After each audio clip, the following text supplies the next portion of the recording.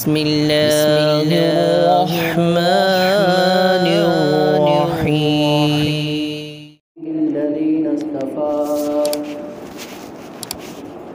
أما بعد فأعوذ بالله من الشيطان الرجيم بسم الله الرحمن الرحيم قد أفلح المؤمنون الذين هم في صلاتهم خاشعون سبحان ربك رب العزة عما يصفون وسلام على المرسلين والحمد لله رب العالمين اللهم صل على سيدنا ونبينا ومولانا محمد وبارك وسلم۔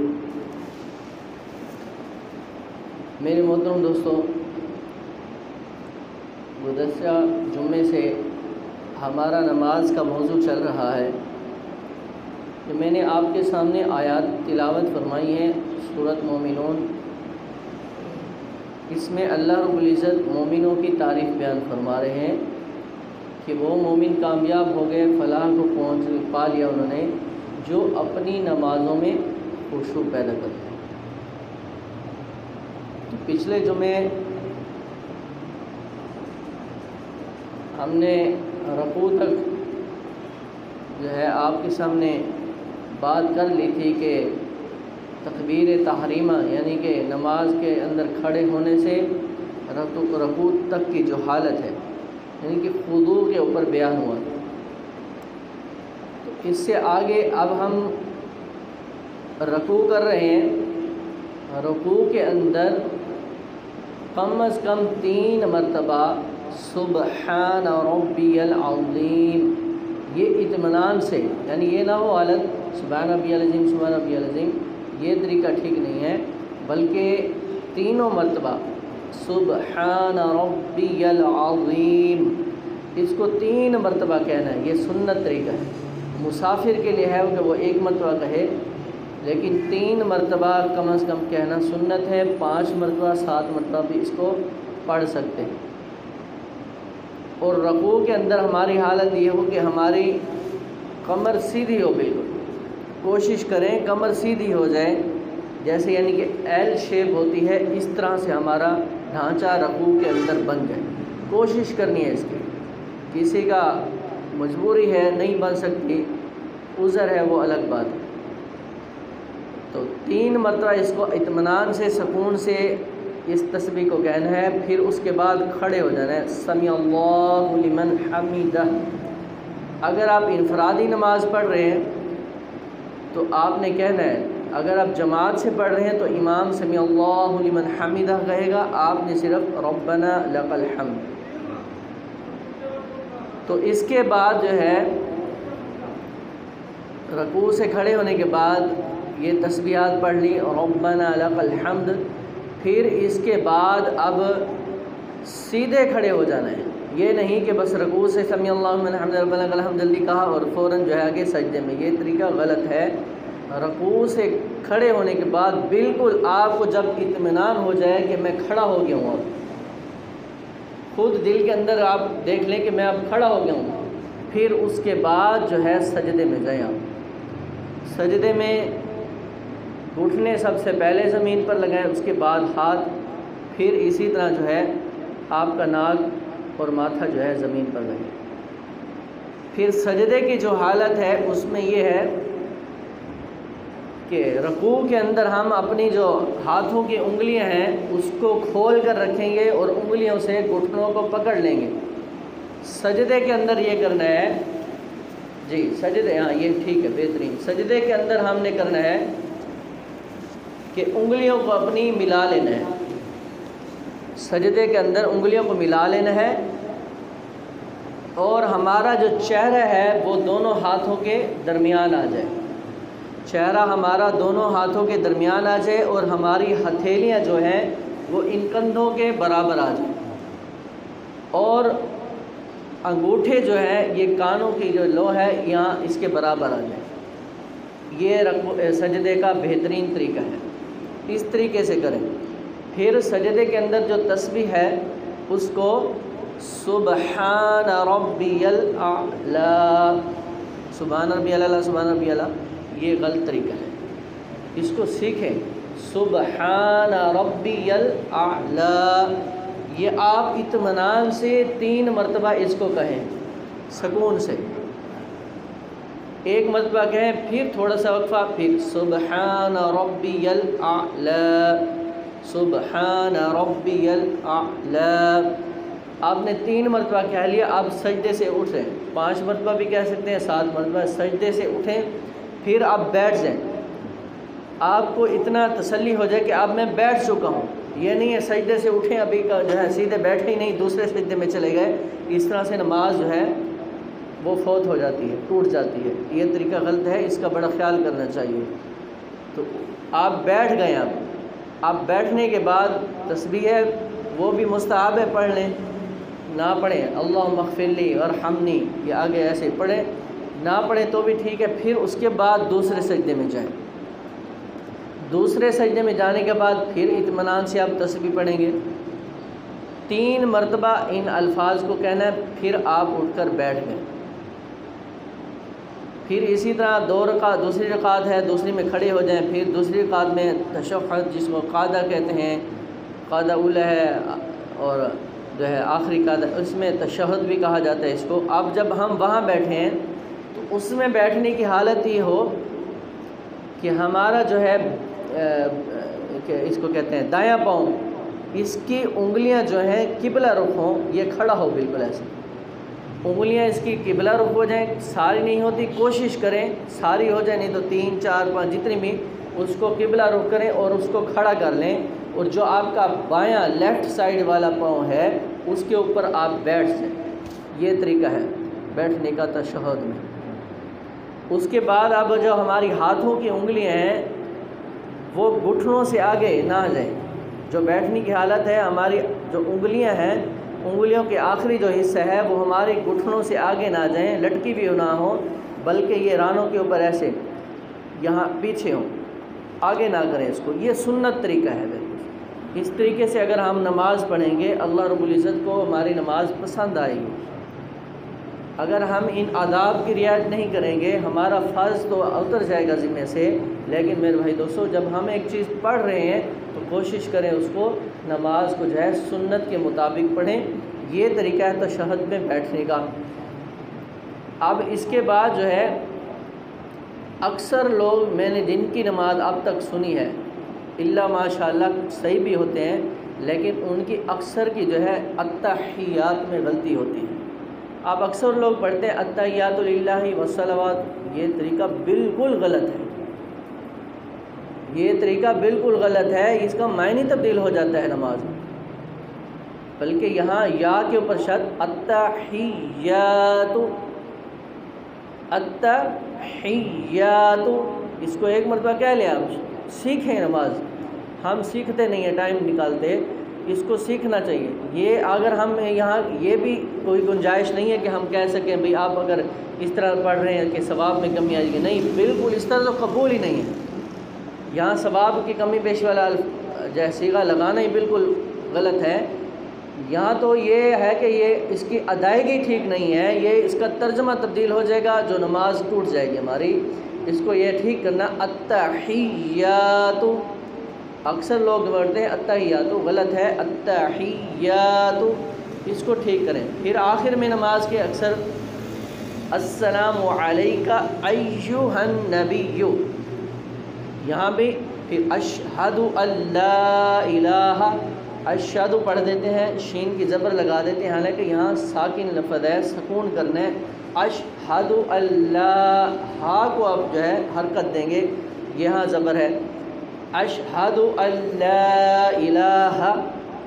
तो फिर इसी तरह जो है दुरूद शरीफ में ये मोटी मोटी जो है अक्सर बंदों की गलतियाँ मैं आपको बता रहा हूँ।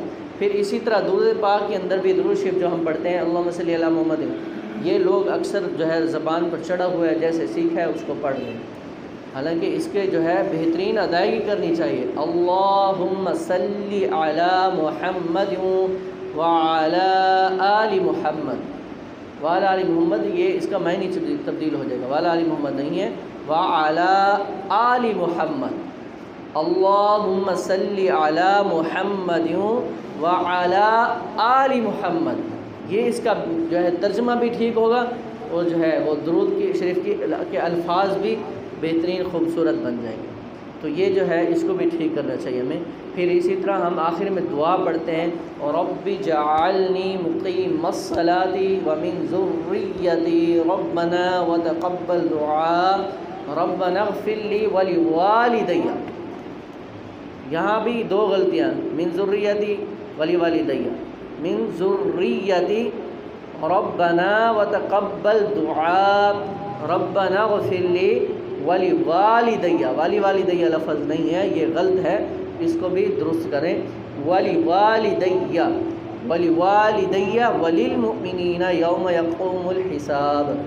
یہاں تک یہ جو مین جو ہے اکثر لوگوں کی غلطیاں آتی ہیں میں نے عرض کر دی ہیں، یہاں تک ہماری نماز مکمل ہو گئی۔ جو میں نے عرض کیا تھا خضوع جس کو کہتے ہیں، ظاہری اعضاء ہمارے نماز میں جھکے ہوئے ہونے چاہیے، وہ یہ ہے سنت طریقہ۔ اب اس کے بعد آتا ہے خشوع۔ اب خشوع کے اندر میں دوستو اس کا کیا ہے کہ ہمارا دل جو ہے اللہ کی طرف متوجہ ہو جائے، ہمارا دل جو ہے وہ اللہ کی طرف متوجہ ہو جائے۔ اس کا سب سے بہترین طریقہ یہ ہے کہ جب ہم نماز پڑھ رہے ہوں، خشوع تک پہنچنے کی جو پہلی سیڑھی ہے وہ یہ ہے کہ ہم جو اب نماز کے الفاظ ادا کر رہے ہیں ان نماز کے الفاظ کی طرف دھیان ہو۔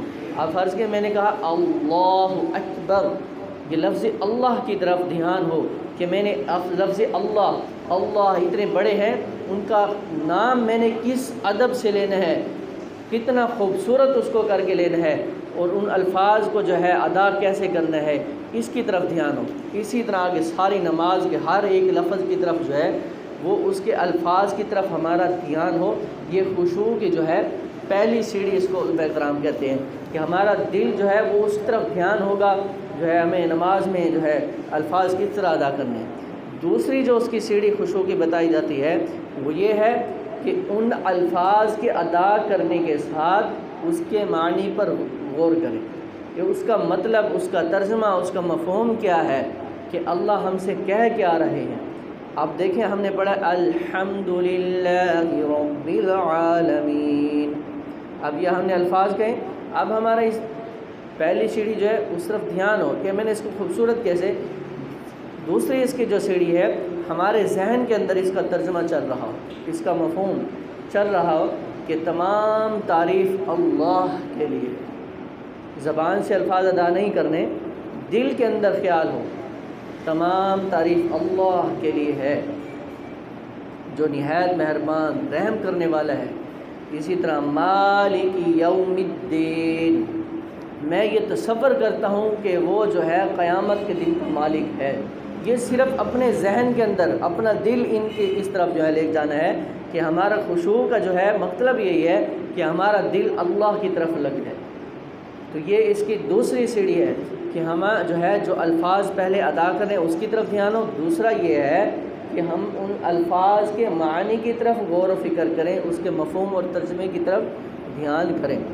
اب یہاں بالفرض ہمارا دھیان کہیں اور چلا جاتا ہے، نماز ہم ادا کر رہے ہیں، الفاظ ادا کر رہے ہیں، اگر ہمارا دھیان کہیں اور چلا گیا، اب میں نے الحمدللہ رب العالمین پڑھا، اگلی آیات کے اوپر میرا دھیان کہیں اور چلا جاتا ہے، پھر اس کو ادا کرنے کے بعد مالک یوم الدین پر جب میں پہنچا، مجھے خیال ہے تو میں نماز پڑھ رہا ہوں، پھر اپنا دھیان اس طرف لے آئیں، پھر معنی اور اس کے جو ہے الفاظ کی طرف دھیان کو لے آئیں، پھر جو ہے اگر پھر دوسری تیسری آیات کے بعد پھر دھیان بھٹک جاتا ہے، پھر اپنا خیال جو ہے وہ اس طرف لے آئیں۔ تو اس طرح کریں گے تو یہ ہماری انشاءاللہ پہلے دن ہم اگر اسی طرح کریں گے کہ ہمارا دھیان کہیں اور جا رہا ہے، ہم اپنے دھیان کو پھر نماز کی طرف معنی اور الفاظ کی طرف لے آئیں۔ پہلے دن اگر ہماری نماز میں 10 مرتبہ خیال کہیں اور گیا ہے تو اگلے دن جب ہم اسی طرح نماز پڑھیں گے ہمارا خیال 8 مرتبہ کہیں اور جائے گا۔ تیسرے دن جب ہم نماز پڑھیں گے اسی طریقے سے اپنے دھیان کو دوسری طرف جانے سے روکیں گے، الفاظ اور معنی کی طرف دھیان دیں گے، تو تیسرے دن ہماری آدھی غلطیاں رہ جائیں گی۔ پھر جب 5واں دن ہوگا کرتے کرتے ایک دن ایسا آئے گا بالکل ہم جو ہے بہترین خوبصورت دھیان لگا کر نماز پڑھ رہے ہوں گے۔ اس کے لیے صرف مشق کرنی، کسی کام کو ہم جب کرتے ہیں نا تو اس کو پہلے کسی اچھے استاد سے سیکھتے ہیں، پھر سیکھنے کے بعد اس کی الگ سے پریکٹیکل اس کی مشق کرتے ہیں کہ ہم اس کو صحیح طریقے سے کر لیں۔ جب صحیح ہمیں آ جاتا ہے تو پھر ہم آگے جا کر اس کو جو ہے اس کی نمائش کرتے ہیں، بھئی اب یہ اب مجھے کام بالکل آگے ہے، اب میں ٹھیک کرنے لگا۔ تو میرے دوستوں، نماز کو ہم کسی اچھے استاد کسی اچھے قاری سے سیکھیں، سیکھنے کے بعد اس کو ہم اس کے اوپر پریکٹیکل اس کے اوپر مشق کریں، اس کے لیے 2 نفل شروع کریں اور جو ہے اپنی ہر ایک چیز اس میں جو خضوع اور خشوع کی ہے اس کی طرف دھیان دیں، ہر ایک الفاظ کو معنی کو ادا کرتے وقت اس کی طرف دھیان دیں۔ جب ہم نفل کے اندر 2 رکعت پڑھ رہے ہوں گے، جب پڑھ لیں گے پہلے دن جیسے میں نے عرض کیا غلطیاں آئیں گی، دوسرے دن کم ہوتے ہوتے انشاءاللہ ایک دن ایسا آئے گا کہ وہ 2 نفل آپ کے ایسے بن جائیں گے کہ آپ جو ہے اپنے اللہ سے اپنے جو ہے تمام مسائل اور پریشانیاں حل کروانے والے بن جائیں گے۔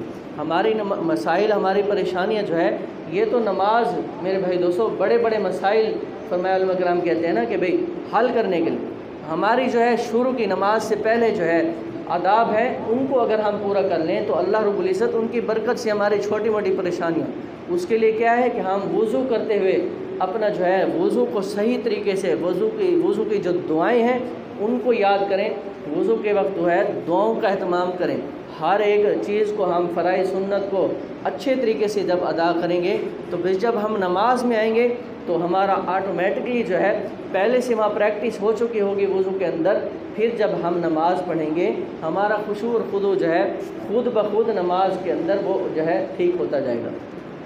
جب ہم اس طرح اس کی پریکٹس کر لیں گے، جو اس کی جو ہے مشق کریں گے، انشاءاللہ ایک دن آئے گا۔ اب دیکھیں ہم جب نماز پڑھ رہے ہوں تو ہمارا جو ہے خشوع کی طرف جو ہے فرمایا بھئی دل ہمارا اللہ کی طرف متوجہ، اس کی پہلا طریقہ بتا دیا میں نے کہ الفاظ کی طرف غور ہو، دوسرا یہ ہے کہ الفاظ کے معنی کی طرف غور ہو، پھر جو سب سے بڑی جو ہے چیز ہے وہ یہ ہے کہ جب میں نماز شروع کروں تو میں یہ دھیان کروں میرا اللہ مجھے دیکھ رہا ہے، میں اللہ کو دیکھ رہا ہوں۔ پہلے یہ ہو کہ میں اپنے اللہ کو دیکھ رہا ہوں۔ اب یہاں سوال پیدا ہو جاتا ہے ہم نے اللہ کو دیکھا تو نہیں ہے، اس کو تصور کیسے کریں؟ اب میں یہاں بات کر رہا ہوں، سپیکر ہے لگا ہوا ہے، اب کچھ لوگ باہر روڈ پر بھی کھڑے ہیں، وہاں بھی میری آواز جا رہی ہوگی، وہاں اب لوگ کھڑے ہیں الفاظ میری جو آواز سن رہے ہیں۔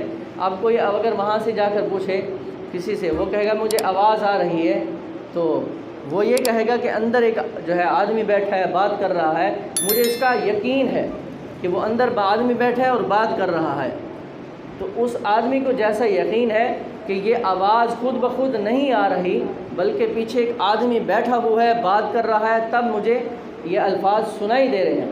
اسی طرح جب ہم نماز میں خیال پڑھیں، نماز کے اندر یہ خیال کریں کہ سارے جہان کو بنانے والا، جو ساری چیزیں بنی ہوئی ہیں ان کو بنانے والا بھی کوئی ہے جو مجھے دیکھ رہا ہے، اسی طرح خیال کریں۔